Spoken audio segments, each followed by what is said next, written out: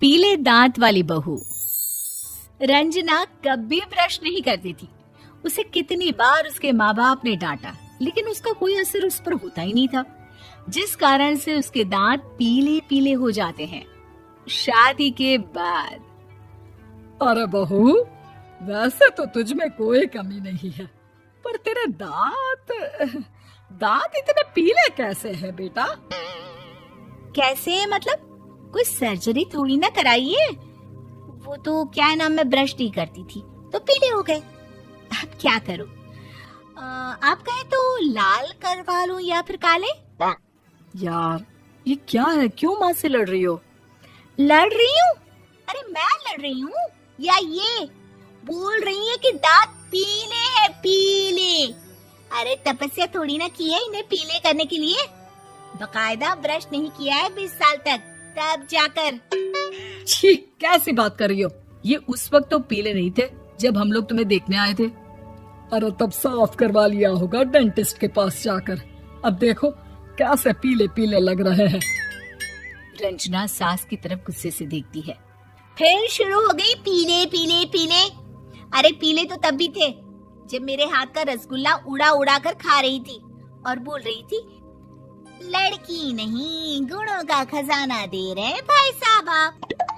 खैर, अब वो लोग करते भी तो क्या करते, पीले दांत वाली बहू पल्ले पड़ी थी तो झेलना तो था ही। एक दिन कीर्तन में रंजना गाना गा रही थी। अरे कमला बहन, माँ का द्वार है, यहाँ तो सब शुद्ध होकर आते हैं, फिर अपनी बहू को ब्रश भी नहीं करवाती तुम। दूर से पीले पीले दांत भक्ति में बाधा उत्पन्न कर रहे हैं। अरे कोई 2 साल के बच्चे थोड़ी ना लेकर आई हूँ मैं बहू बनाकर। अच्छी खासी लड़की है, अरे कैसे करवाऊं ब्रश? ये तो उसे खुद करना चाहिए ना। अब माँ बाप तो इसके जैसे तैसे निपटा दिए, ये नहीं सोचा कि सास कैसे संभालेगी। सास बहू को लेकर घर आ जाती है, लेकिन सोच लेती है कि अब इसे लेकर कहीं नहीं जाएगी। अगले रोज बहू कहती है, अरे क्या हो गया, मंदिर नहीं जाना क्या? कीर्तन का वक्त हो रहा है। मेरी मधुर वाणी से कान्हा जी जागते हैं और सोते हैं। आप तो जानती है ना उनकी भक्ति में कितना मन लगता है मेरा। वो क्या है ना, तबीयत ठीक नहीं लग रही है मेरी, आराम करूंगी मैं। तबीयत ठीक नहीं लग रही? अभी तो मिथुन के गाने पर नाच रही थी आप, और अब बोल रही है कि तबीयत ठीक नहीं लग रही। अरे भक्ति में मन लगा लो सासू माँ, ऊपर जाना है, क्या मुंह दिखाओगी आप? हाँ? सास को बहू की बात पर गुस्सा आ जाता है। मैं क्या मुंह दिखाऊंगी, इसकी चिंता तो ना कर, समझी? अपने मुंह की चिंता कर, जो ये पीले पीले दांत लेकर हर जगह पहुंच जाती है। पता है लोग कितना मजाक बनाते हैं। ना जी ना, मैं नहीं जाना कहीं तेरे साथ। तो ये बात है, कोई ना, मत जाओ, मैं अपने कमरे में ही बैठकर भक्ति कर लूंगी। ऊपर वाला दांत थोड़ी ना देखता है, मन देखता है, भावना देखता है। और अरे बस बस, तू सब कुछ दिखा, बस ये सफेद चमकदार दांत ना दिखाना किसी को, है? जा यहाँ से।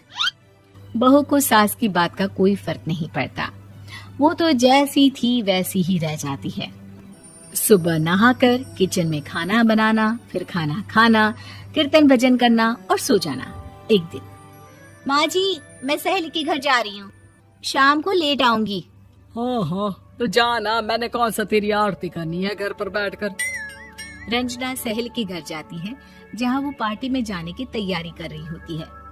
अरे शिखा, कहाँ जाने की तैयारी कर रही है? मैं गलत वक्त पर आ गई क्या? अरे नहीं यार, उल्टा सही वक्त पर आई है। मैंने ये साड़ी और ज्वेलरी निकाली है यार, शाम को इनके ऑफिस की एक पार्टी में जाना है। बताना कैसा लग रहा है ये सब? नहीं यार, इस ड्रेस के साथ तो वो वाली ज्वेलरी अच्छी लगेगी। हाँ हाँ सही बोल रही है, मैंने ध्यान ही नहीं दिया। वैसे तो हमेशा से मस्त फैशन सेंस रखती है। तो बड़ा जाती होगी ना पति के साथ पार्टी में। रंजना कुछ नहीं बोलती, बस सोचती है कि यार काश ये बात सही हो जाती, पर मैं क्यों नहीं जाती पार्टी में? क्या इन लोगों की कोई पार्टी होती नहीं होगी? रंजना घर आती है और रात में पति से सवाल करती है, एक बात बताइए, आप मुझे किसी पार्टी में क्यों नहीं ले जाते? क्या आपके यहाँ ऑफिस में पार्टी नहीं होती? पति बेचारा क्या कहता कि दांत पीले हैं तुम्हारे इसलिए। अरे कोई पार्टी होती नहीं हम लोगों के ऑफिस में, तो कहाँ से लेकर जाऊं? और मार्केट, मॉल, कहीं वीकेंड घूमना, कहीं तो। अरे यार, सारे हफ्ते में एक छुट्टी मिलती है, तो सोचता हूँ कि आराम ही कर लूं। क्यों? रंजना मन मार के रह जाती है। पहले कभी सास के साथ मंदिर जाया करती थी, लेकिन वो भी सास ने ले जाना बंद कर दिया।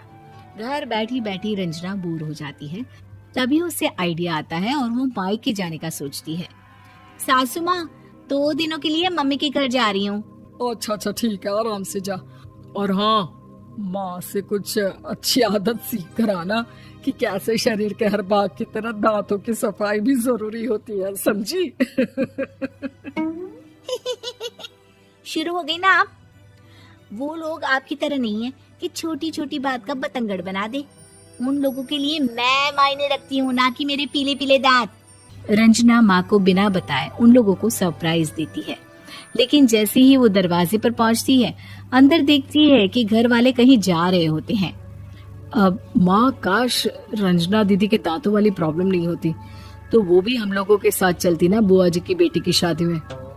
हाँ बेटा, लेकिन अब उसे कौन समझाए कि उसको उसके पीले दांत नहीं दिखते, लेकिन उसके आसपास के लोगों को कितना एम्बैरेसिंग फील कराते हैं। मुझे तो कितनी बार उसके स्कूल की टीचर ने शिकायत की कि उसके साथ कोई लड़की बैठना भी नहीं चाहती, और ना ही कॉलेज में कोई उससे बात करना चाहता था। लेकिन पता नहीं क्यों उसे ये बात समझ में ही नहीं आती। कोई कमी नहीं है उस लड़की में, बस यही कि दांत पीले हैं। वो तो भला हो जीजा जी और उनकी माँ का, जो दीदी को जैसी है वैसे ही रखा हुआ है। रंजना को अपने घर वालों की बात सुनकर बहुत दुख होता है। वो सोचती है कि वो क्या करे, लेकिन फिर वो सीधा डेंटिस्ट के पास जाती है, अपने दांत चमकाती है और कसम खाती है कि वो रोज ब्रश करेगी। अरे क्या हो गया? तुम तो 2 दिनों के लिए गई थी ना, पर कोई ना, अच्छा है, चलो आ गई तो। रंजना सास के सामने आकर खड़ी हो जाती है और पूरी स्माइल करती है, उसके चमकदार दांतों को दिखाती हुई। हैं? चले मंदिर? माँ, मुझे माफ कर दीजिए, मैंने आप लोगों को बहुत एम्बैरेसिंग फील करवाया। मैं आज से रोज ब्रश करूंगी।